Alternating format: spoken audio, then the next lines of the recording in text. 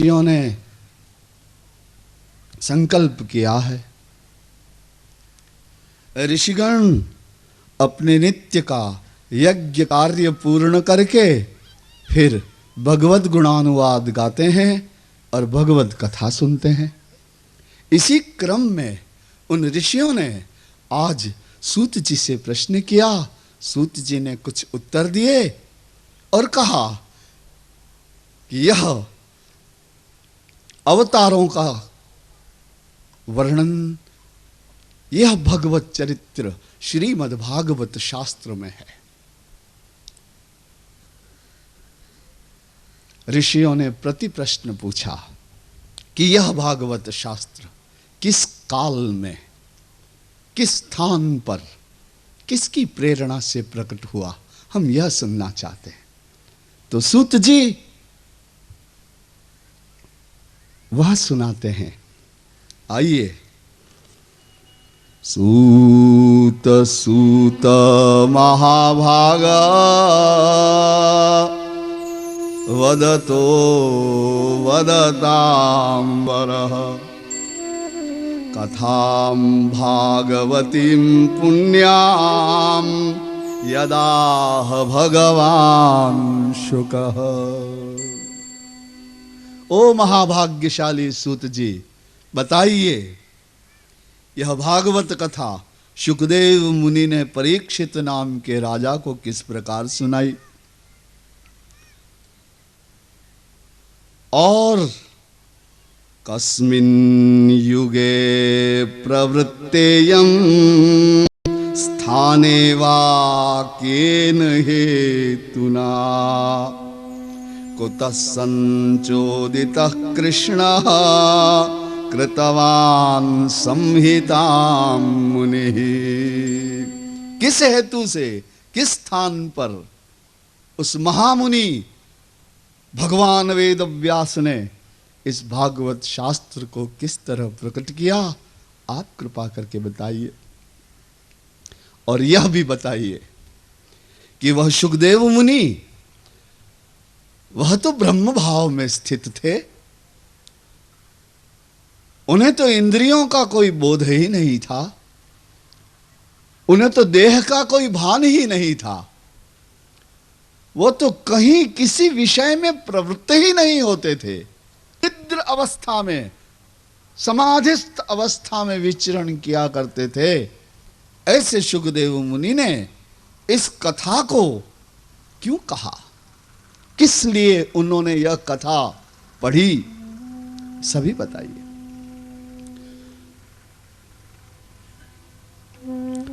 सूत जी कहने लगे कि देखो, द्वापरे समनुप्राप्ते तृतीये युग पर्यये जातः पाराशरादि योगी वासव्याम कलया हरे। तीसरे चरण में पाराशर ऋषि के वहां भगवान का अंशावतार वेद व्यास प्रकट हुए।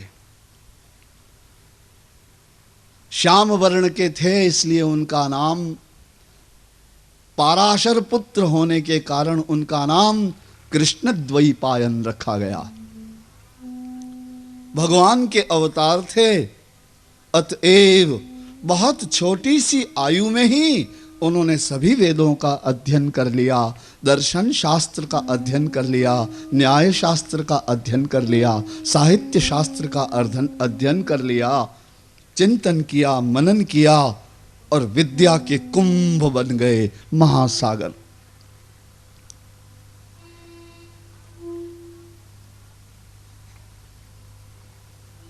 उन्होंने सबसे पहले विद्या अध्ययन पूर्ण करने के बाद वेदों को व्यवस्थित बनाया, क्योंकि वेद मंत्र सभी एक दूसरे में मिले हुए थे। उन्होंने उनके 4 विभाग कर दिए, ऋग्वेद, यजुर्वेद, अथर्ववेद, सामवेद।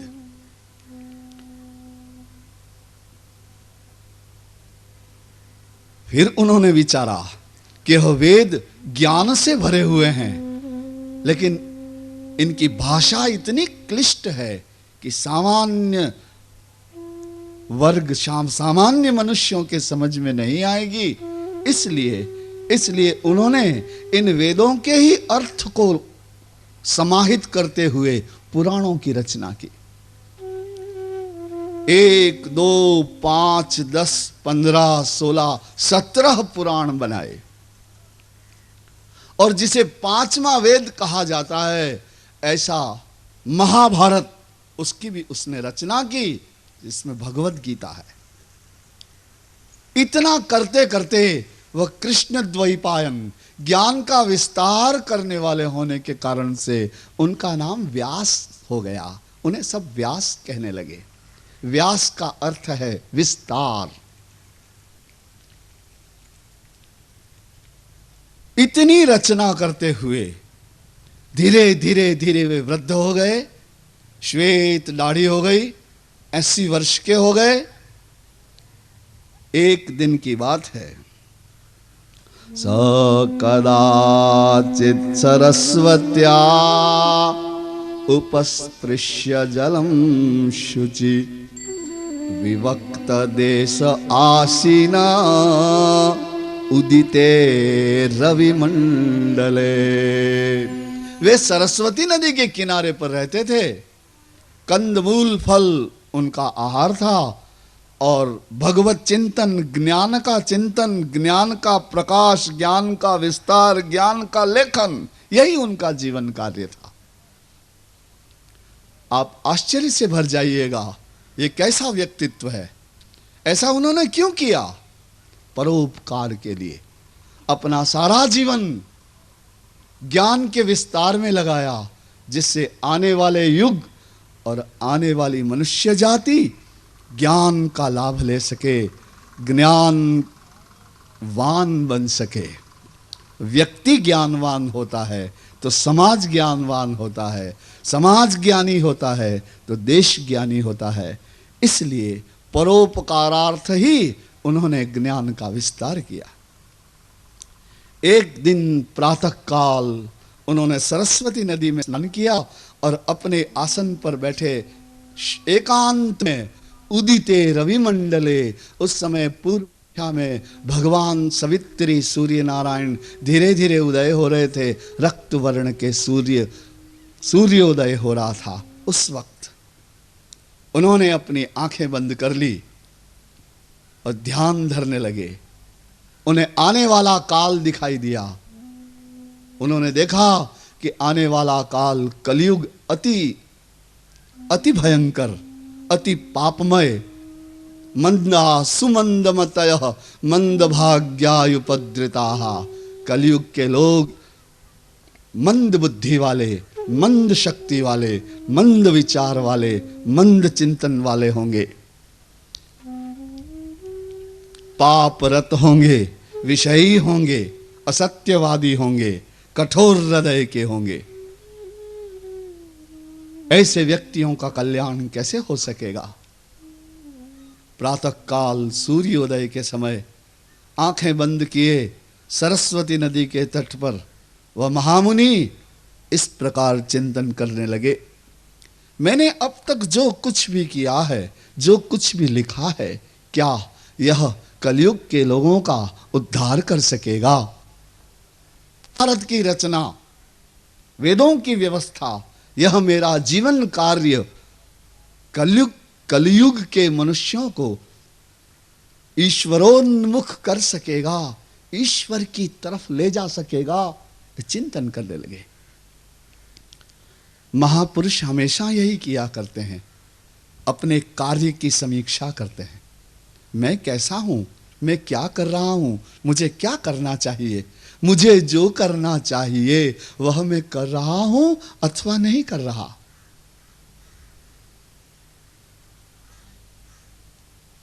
कह देशः कानि मित्राणि का आयु क्वौ व्ययाव्ययौ कोहम काच में शक्ति इति चिंत्यम मुहुर्मुहुः।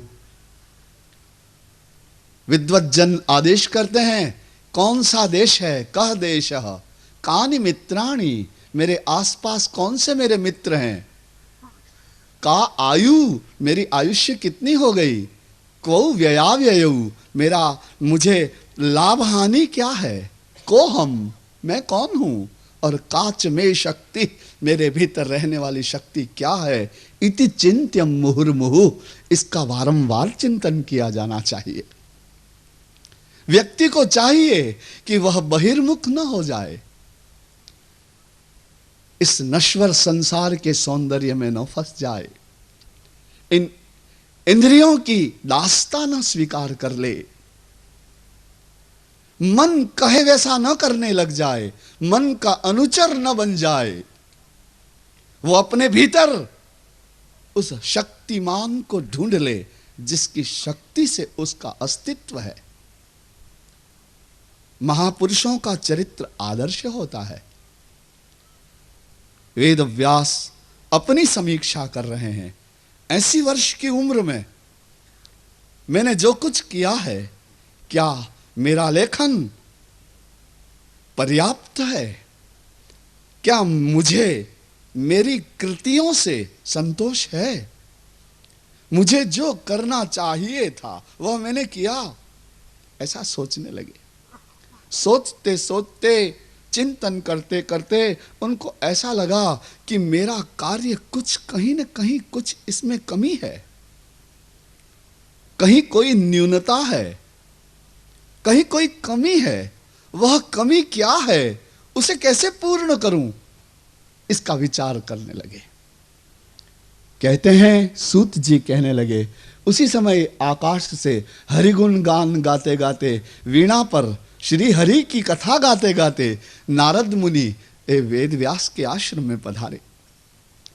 वेद व्यास उठ खड़े हुए, बड़े प्रेम से उन्होंने नारद का स्वागत किया, उन्हें सुंदर आसन पर विराजमान कर पाद्य अर्घ्य किए, वंदन किया, फल फूल जल सामने रखा, चरणों में प्रणाम किया और मुनि बैठे। सूत जी कहते हैं कि नारद जी ने कहा कि अरे वेद व्यास, धन्य है तुम्हारे जन्म को, धन्य है तुम्हारी जननी को, धन्य तुम्हारे कुल को कि तुमने निस्वार्थ भाव से परहित अपना सारा जीवन लगा दिया। आप ध्यान दीजिए, परोपकाराय सताम विभूतयः, परोपकार ये महापुरुषों का श्रृंगार होता है। अपने लिए तो सभी जीते हैं, अपने लिए जीना पशुता है, दूसरों के लिए जीना मनुष्यता है। देखिए,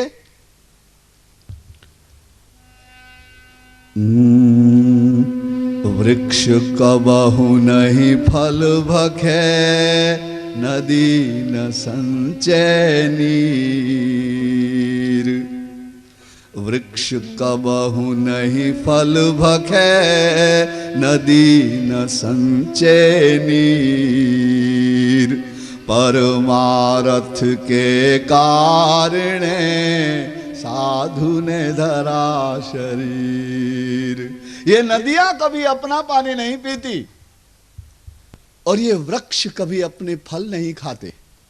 उसी तरह नदियों का पानी दूसरों की प्यास दूर करने के लिए होता है, वृक्षों के फल दूसरों की तृषा, दूसरों की क्षुधा पूर्ण करने के लिए होती है।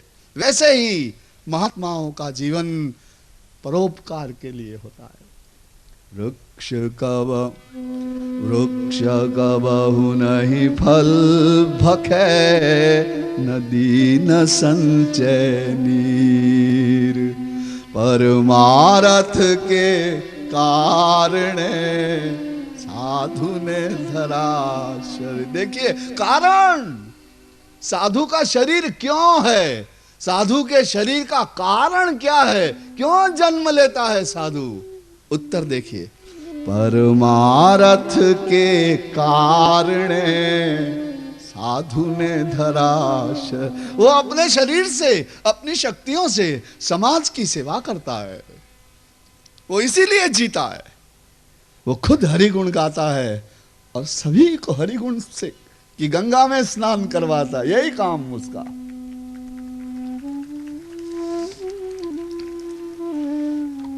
नारद जी ने कहा कि धन्य तुम्हारी माता को वेद व्यास, तुम्हारे कुल को प्रणाम करता हूं मैं नारद।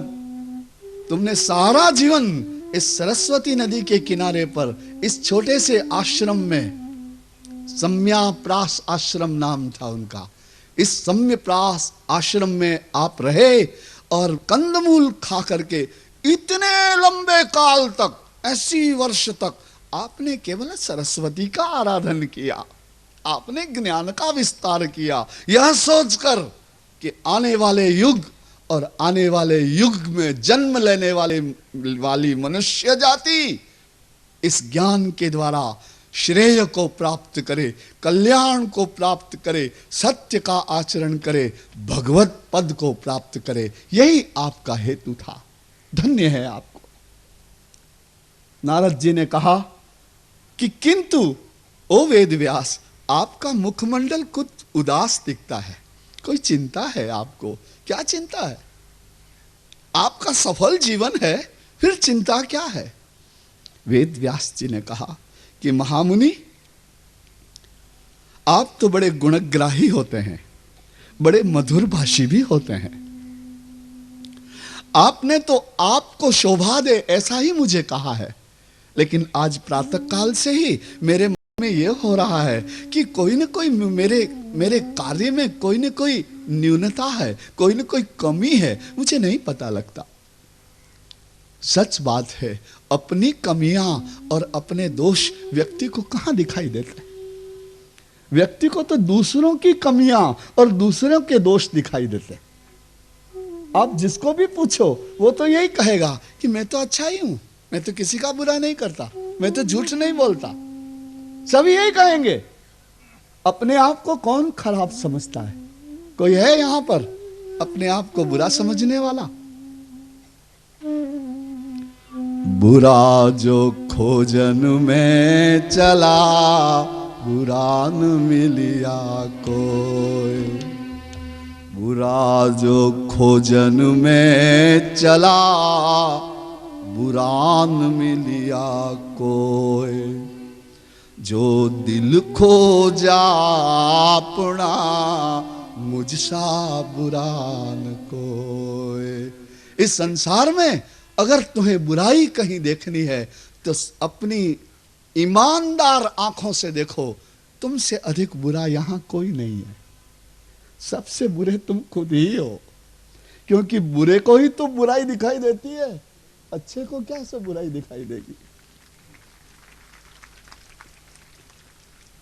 और जब तुम्हें तुम्हारी बुराई दिखाई दे तो उस श्री हरि के चरणों की शरण कर लेना, क्योंकि वहां सारी बुराइयां दूर हो जाती। एक संत ने कहा कि अरे भगवंत, मैं बुरा हूं, पापी हूं, अधार्मिक हूं, मैं स्वीकार करता हूं मैं बहुत बुरा हूं। भगवान से कहा, पर तुम ये तो बताओ, जाऊं कहां तज चरण तुम्हारे? तुम्हारे चरण को छोड़ के अब कहां जाऊं? बुरा हूं तो भी तुम्हारे पास ही आऊंगा, कहां जाऊंगा? कौन सी दूसरी जगह है जहां मेरी बुराइयां? और बात भी सच है, मेरे भगवान है ना, श्याम वर्ण के हैं। एक बार राधा जी ने पूछा कि तुम हो तो बड़े सुंदर, लेकिन श्याम क्यों हुए? तो भगवान ने कहा कि कई जीव मेरे चरणों में आते हैं, मेरे शरण में आए हुए जीवों के पापों को चूस लेता हूं, इसलिए काला हो गया हूं।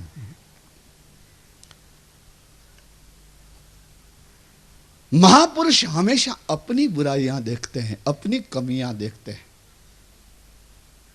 और हम तो जाने किस अभिमान में डूबे हुए हैं कि हमको हमारी कोई कमी नजर ही नहीं आती।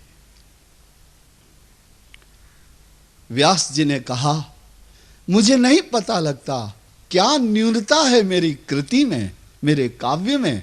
अभी मेरा मन को संतोष नहीं होता, मुझे बड़ा असंतोष हो रहा है, कुछ न कुछ घट रहा है।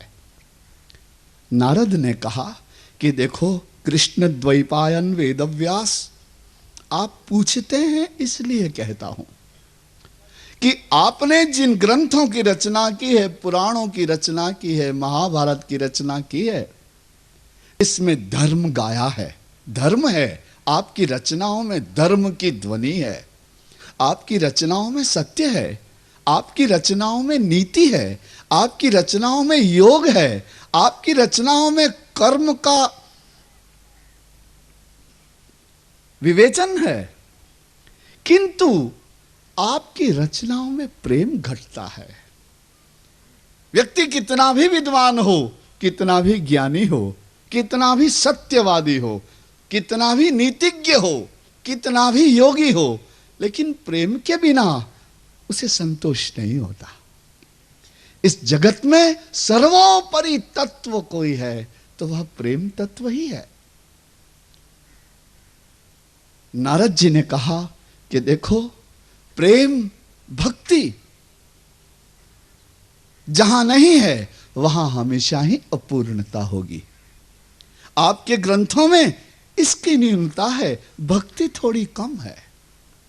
धर्म है, सत्य है, ज्ञान है, नीति है, योग है, लेकिन भक्ति नहीं है, प्रेम नहीं है।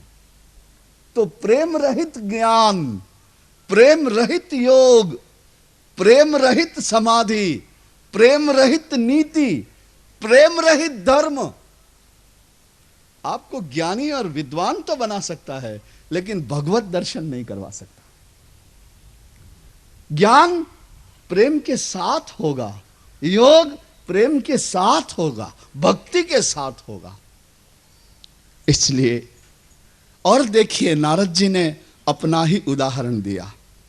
नारद जी कहने लगे कि व्यास जी, मैं पूर्व जन्म में एक दासी का पुत्र था। मैं इतना अभागा था कि जब मैं मेरे मां के पेट में था तब मेरे पिता की आंखें बंद हो गई। मैं अपनी मां के पेट में था तभी मेरी माता विधवा हो गई, और जब मैंने जन्म लिया तो मैंने मेरी मां की सुनी मांग को देखा और खाली हाथों को देखा। मेरी मां दासी थी। दासी हमेशा ही पराधीन होती है।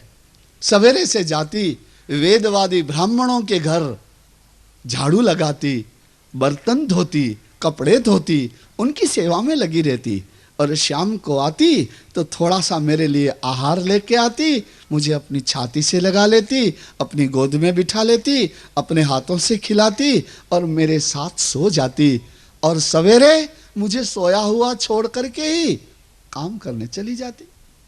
ऐसा मेरा जीवन था। मैं कोई नारद नहीं था। नारद जी कहने लगे कि सुनो वेद व्यास, भक्ति कैसे व्यक्ति के जीवन को बदल देती है, इसका दृष्टांत मैं स्वयं ही हूं। दासी पुत्र मैं धीरे धीरे 5 वर्ष का हो गया। एक बार क्या हुआ, हमारे गांव में चतुर्मास करने के लिए साधु जन आए थोड़े, और गांव के एक मंदिर में विश्राम किया। एक दिन मेरी माता ने मुझे स्नान करवाया। 5 वर्ष का बालक मेरा हाथ पकड़कर वह मंदिर में चली गई। वहां जाकर के उसने अपना आंचल बिछा दिया और सिर धरती पर लगाकर साधुओं को दंडवत प्रणाम किया, और साधुओं को कहा कि देखिए, मैं विधवा हूं, नारी हूं, अबला हूं, मेरे पास कुछ नहीं है, दासी हूं, पराधीन हूं, लेकिन मेरा यह पुत्र मेरी आंखों का तारा है। मैं इसको कोई शिक्षा नहीं दे पाती, इसके भविष्य को लेकर के चिंतित हूं। आप महात्मा हो, आप मेरे माता पिता हो, मेरे बालक पर कृपा करो, इसे अपनी सेवा में रख लो। यह आपको तुलसी ला देगा, समिधा ला देगा, पुष्प ला देगा, आपके वस्त्रों को धो देगा, आपके झूठे बर्तन को भी धो देगा, और महात्मा हो, हमें आपकी सेवा मिल जाए, इससे अधिक और कोई रुचि नहीं, हमारी और कोई मांग नहीं। आप कृपा करें और मेरे बालक को संस्कारित कर दें। नारद जी ने कहा कि वेदव्यास जी, मेरी मां की दीन अवस्था देखकर स्वभाव से ही करुणाशील साधुओं को दया हो आई, करुणा हो आई, और उन्होंने तो बड़े मन से कहा कि माता, ये तुम्हारा बालक तो भगवान का बालक है, कोई बात नहीं हमारे पास। नारद जी ने कहा, इस तरह 5 वर्ष की आयुष्य में मुझे सत्संग मिल गया। मेरी मां ने उन साधुओं के पास मुझे छोड़ दिया, क्योंकि साधु तो वहां 4 महीना रहने वाले थे, चतुर्मास रहने वाले। अब मैं उन साधुओं के पास रहने लगा। वे साधु प्रातः काल उठते और हरि का स्मरण करते। प्रातः स्मरामि हृदि संस्फुरमात्म तत्वम। सवेरे ही सवेरे आत्म तत्व का स्मरण करते, ध्यान करते, कीर्तन करते, बड़े भरे भरे कंठ से हरि गुण गाते, मंत्र गाते, प्रभु को देखते, मंगल स्नान करते, तिलक स्वरूप करते, ठाकुर जी की सेवा करते, महाप्रसाद बनाते, प्रभु को भोग लगाते, सभी को बांटते, फिर स्वयं प्रसाद लेते, दोपहर को विश्राम करते, पुनः स्नान करते और सत्संग करते, शाम को आरती करते। ऐसे उन महात्माओं की जीवनचर्या को देखकर मैं बड़ा प्रभावित हुआ। अपनी झोपड़ी को और अपनी मां को भूल गया। जी, सत्संग आपसे इस संसार के बंधनों को छुड़वा देता है। ऐसा होता है वो, उसमें चमत्कार होता है। जन्म जन्म के भवबंधन छुड़वा देता है सत्संग। मैं अपनी मां को भूल गया, अपनी झोपड़ी को भी भूल गया। धीरे धीरे वो जो हरि का यश गाते थे, वो मेरे कानों से होकर के मेरे हृदय में पहुंचता, और बड़ी शीतलता और बड़ा आनंद, और आनंद का अतिरेक मैं अपने भीतर अनुभव करता। बड़ा सुंदर लगता। मैं दौड़ दौड़ करके उन महात्माओं की सेवा करता, उनके चरणारविंदों में बारंबार प्रणाम करता और उनका उच्छिष्ट जूठा खाता। लेकिन समय के पंख लगे होते हैं, समय कभी ठहरता नहीं। 4 महीने कहीं निकल गए, और एक दिन महात्माओं ने सवेरे स्नान करके ठाकुर जी की सेवा करके और अपने सामान बांधने लगे, कमंडल उठा लिए, अपनी पुस्तकें समेट ली।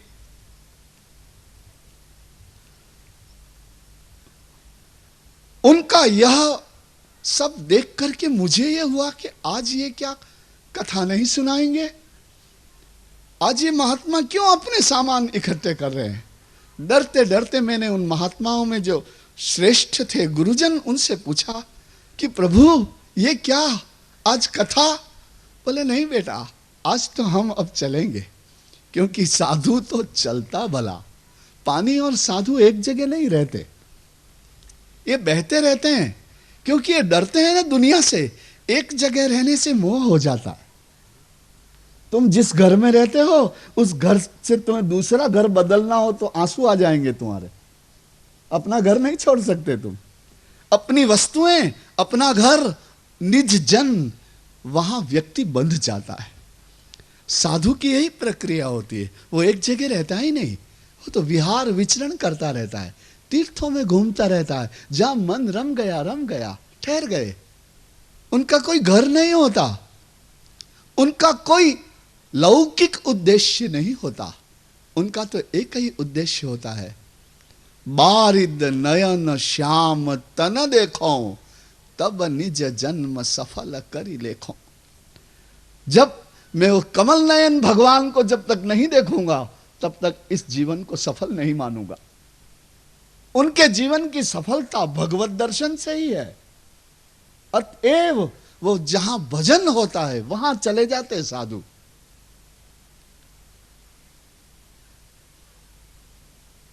गुरुजन ने मुझे आज्ञा दी, नारद जी कहते हैं कि बेटा 4 महीने हो गए, चतुर्मास हो गया, अब हम जाते हैं। नारद जी ने कहा कि वेदव्यास जी, कृष्ण द्वैपायन, मेरे हृदय में तो इतना बड़ा खड्डा हो गया, मेरा तो कंठ भर आया, मेरी आंखों में पानी आ गया, मेरा शरीर कांपने लगा और मैं तो कुछ बोल नहीं पाया। और दोनों हाथों से उन महात्मा के चरण पकड़ के सिर उनके चरणों में रख दिया। मेरी इस अवस्था को महात्मा पहचान गए। उन्होंने मुझे उठाया।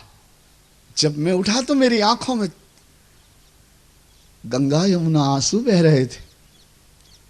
मेरी ऐसी प्रेम भरी अवस्था देखकर के महात्माओं ने कहा कि देख बालक, हम तो साधु हैं, हमसे इतना मोह ठीक नहीं।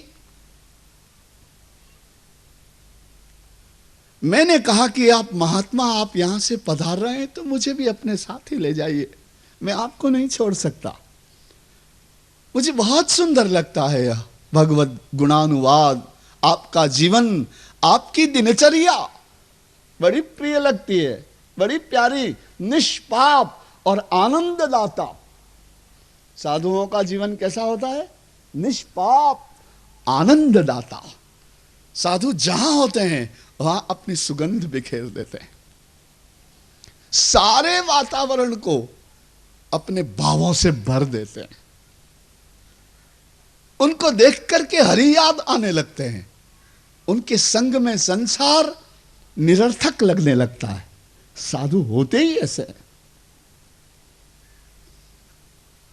उनके अंदर सत्य की शक्ति विकसित हो जाती है। मुझे भी अपने साथ ले चलिए, नारद जी ने कहा। साधुओं ने उत्तर दिया कि बेटा, हम ऐसा नहीं कर सकते। क्यों? कि अभी तेरी मां है ना, तेरी मां ही हमारे पास तुझे रख गई थी। अभी तेरा कर्तव्य शेष है, मां की सेवा करनी होगी। मातृदेवो भव, मां देवता है। तेरे इस पिंड को उसने अपने उदर में 9 महीने रखा है और बड़ी कठिनाई से तेरे को जन्म दिया, और तेरे जगने के साथ जगी है, तेरे सोने के साथ सोई है। स्वयं भूखी रहकर तेरा उदर पोषण किया है। ये जो तेरे ऊपर कर्ज है, इस कर्ज को सेवा से चुकाना होगा। तब तू हमारे साथ आना। गुरुजन का उपदेश सुनकर मुझे कुछ शांति हुई, लेकिन उन महात्मा ने कहा कि किंतु हम तुझे एक मंत्र दे देते हैं, उस मंत्र का जप करते रहना। और जो तेने कथा में सुना है, हमारी कथा में जो भगवान के स्वरूप का, श्री विग्रह का जो वर्णन हम करते रहे हैं, उस वर्णन को, उस भगवान की छवि को, काल्पनिक छवि को अपनी आंखों में बिठाए रखना, अपने होठों पर मंत्र रखना और हृदय से प्रभु का ध्यान करना। इतना हमारा उपदेश है। और उन महात्माओं ने मुझे एक मंत्र दिया। नारद जी कहने लगे, वह मंत्र वही है जो आप नित्य मंगलाचरण में बोलते हैं। नमो भगवते तुभ्यं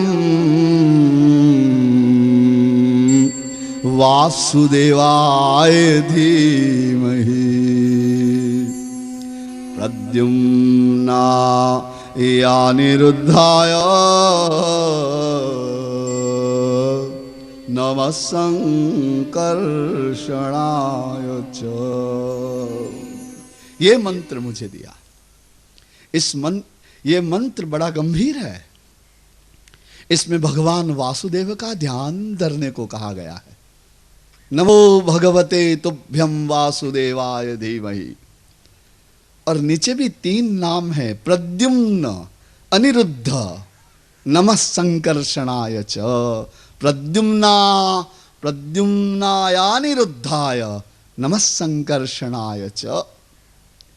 इनमें कृष्ण के पुत्र और अनिरुद्ध कृष्ण के पुत्र, ये 4 नाम हैं।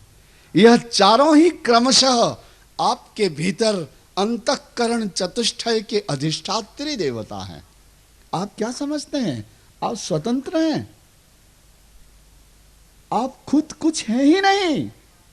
आप जो कुछ भी हैं वह भगवत इच्छा है।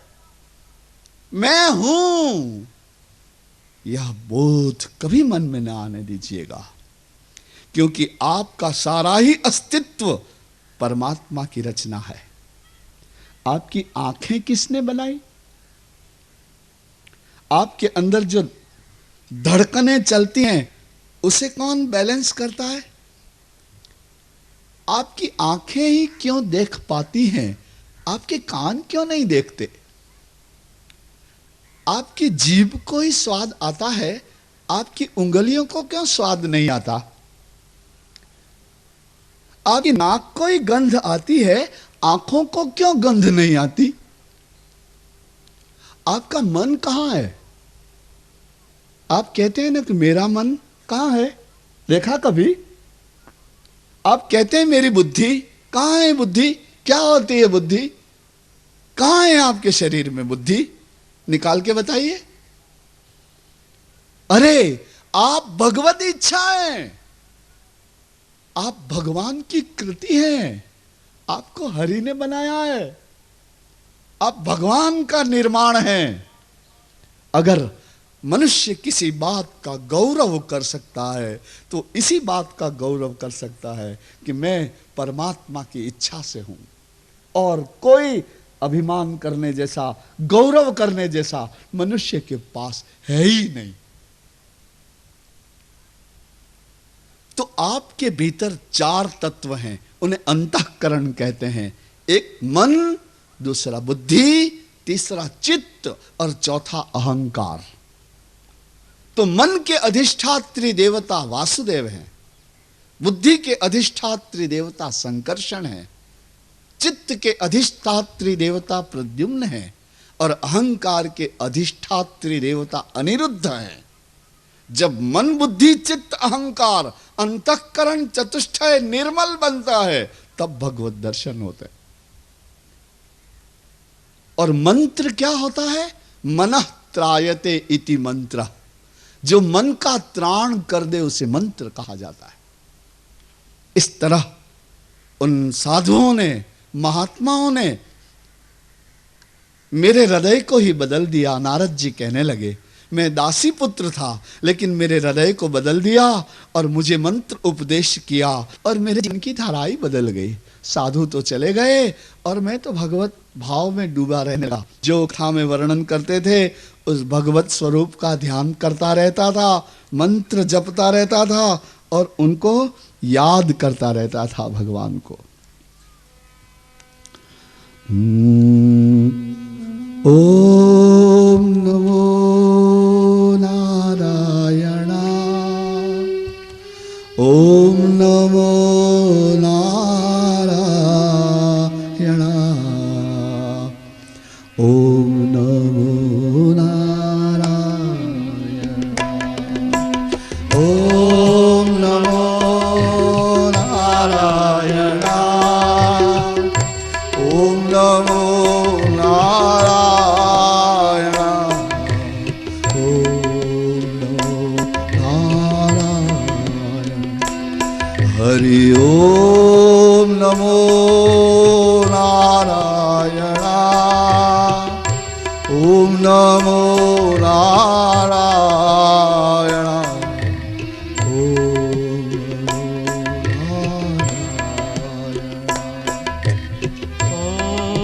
नमो नारायणा। ओम नमो नारायणा, ओम नमो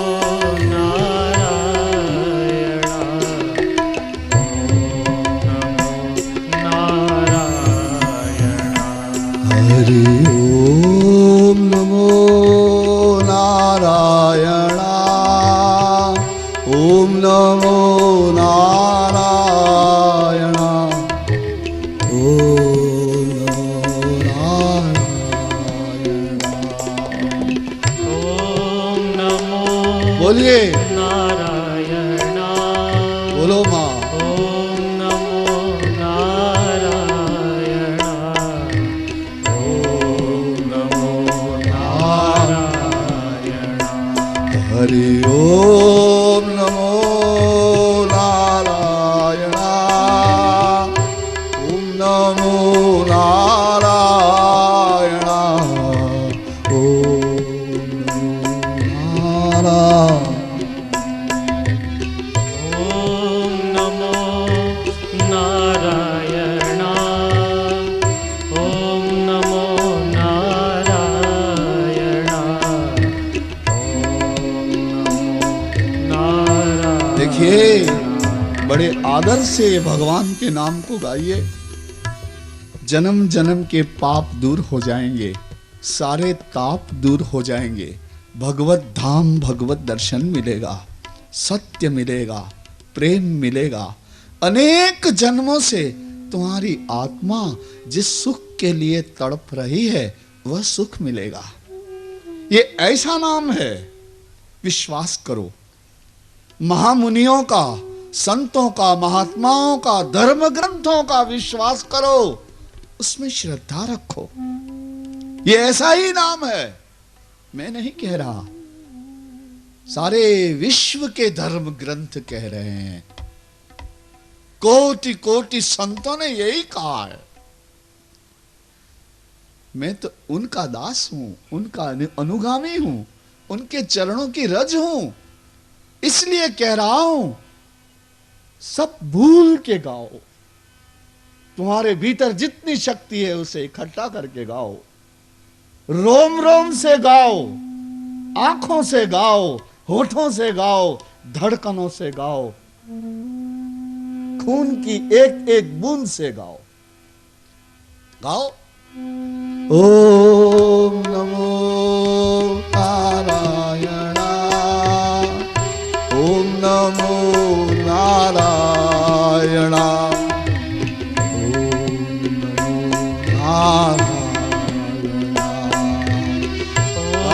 नमो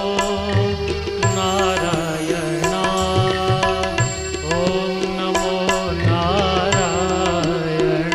गाओ। हरि ओम नमो नारायणा,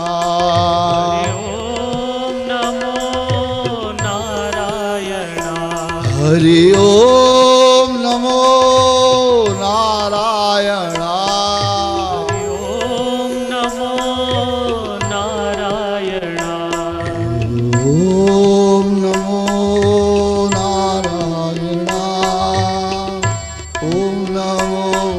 नारायणा,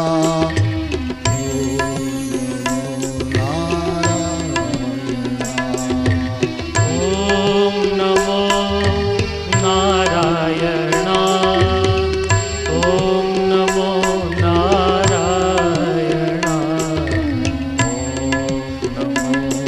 नारायणा। हरि ओम नमो नारायणा, हरि ओम नमो नारायणा, हरि ओम नारायणा, हरि ओम नमो नारायणा,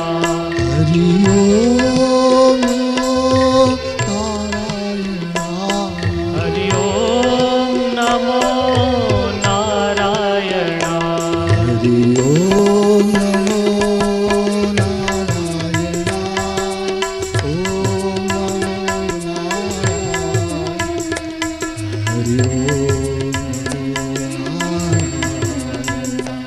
हरि ओम नमो नारायणा, ओम नमो नारायणा, हरि ओम नमो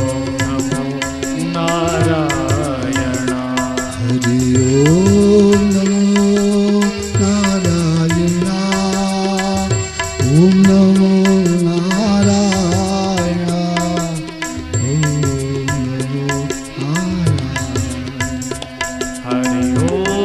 नमो नारायणा, ओम नमो नारायणा।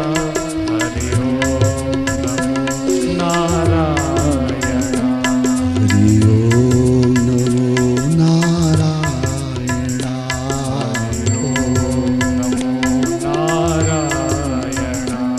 हरि ओम नमो नारायणा, हरि ओम नमो नारायणा, हरि ओम नमो नारायणा, नारायणा, ओम नमो नारायणा, ओम नमो नारायणा, ओम नमो नारायणा, ओम नमो